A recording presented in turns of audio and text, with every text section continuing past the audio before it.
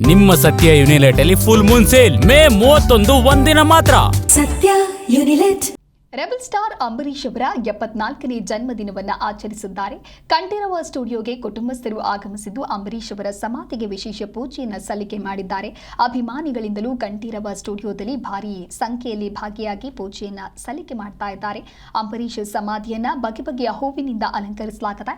ಈ ವೇಳೆ ಸುಮಲತಾ ಅಂಬರೀಶ್ ಅವರು ಸಮಾಧಿಗೆ ಪೂಜೆಯನ್ನು ಸಲ್ಲಿಸಿದ್ದು, ಪುತ್ರ ಅಭಿಷೇಕ್ ಅಂಬರೀಶ್ ಕೂಡ ಕುಟುಂಬಸ್ಥರೊಂದಿಗೆ ಉಪಸ್ಥಿತರಿದ್ದಾರೆ. ಕನ್ನಡ ಚಿತ್ರರಂಗಕ್ಕೆ ಇವತ್ತಿನ ದಿನ ಖಂಡಿತ ನೆನಪಿರದೆ ಇರುವುದು, ಅದರಲ್ಲೂ ಕೂಡ ಅಭಿಮಾನಿಗಳ ಪಾಲಿಗಂತೂ ಇವತ್ತು ಒಂದು ರೀತಿ ಹಬ್ಬದ ಸಂಭ್ರಮ ಇದ್ದಂತೆ. ಎಂದು ರೆಬಲ್ ಸ್ಟಾರ್ ಅಂಬರೀಶ್ ಅವರ ಹುಟ್ಟುಹಬ್ಬ, ಅವರಿಲ್ಲದ ಹುಟ್ಟುಹಬ್ಬವನ್ನು ಅಂಬರೀಶ್ ಅಭಿಮಾನಿಗಳು ಬಾರದ ಮನಸ್ಸಿನಿಂದಲೇ ಆಚರಿಸುತ್ತಾ ಬಂದಿದ್ದಾರೆ.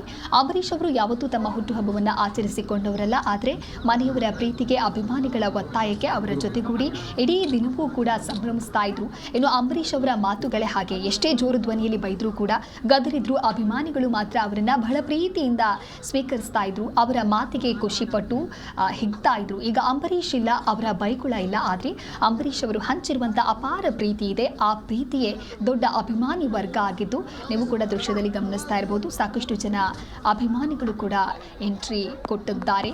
ಅಂಬರೀಶ್ ಇದ್ದಾಗ ಅವರ ಹುಟ್ಟುಹಬ್ಬದ ದಿನ ಬೇರೆ ಎಲ್ಲೂ ಕೂಡ ಅಂಬರೀಶ್ ಅವರು ಹೋಗದೆ ಇಡೀ ದಿನ ಮನೆಯಲ್ಲೇ ಇರ್ತಾ ಇದ್ರು.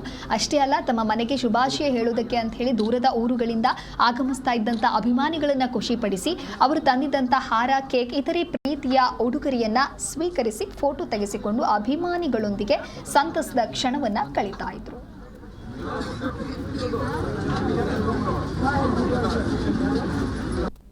ಸಾವಿರಾರು ಜನ ಬರ್ತಿದ್ದಾರೆ. ನಾನು ನಮ್ಮ ಮದುವೆ ಆದಾಗಿದ್ದು ನಾನು ನೋಡ್ಕೊಂಡು ಬರ್ತಾ ಇದ್ದೆ.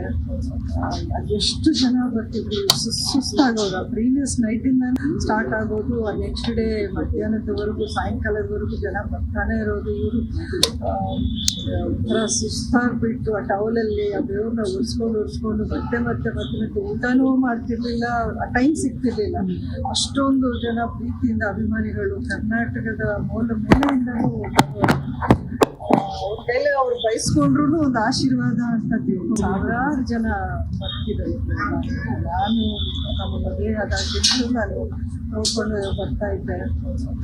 ಅದೆಷ್ಟು ಜನ ಬರ್ತಿದ್ರು, ಸುಸ್ತಾಗೋದು. ಪ್ರೀವಿಯಸ್ ನೈಟಿಂದ ಸ್ಟಾರ್ಟ್ ಆಗೋದು, ನೆಕ್ಸ್ಟ್ ಡೇ ಮಧ್ಯಾಹ್ನದವರೆಗೂ ಸಾಯಂಕಾಲದವರೆಗೂ ಜನ ಬರ್ತಾನೆ ಇರೋದು. ಇವರು ಒಂಥರ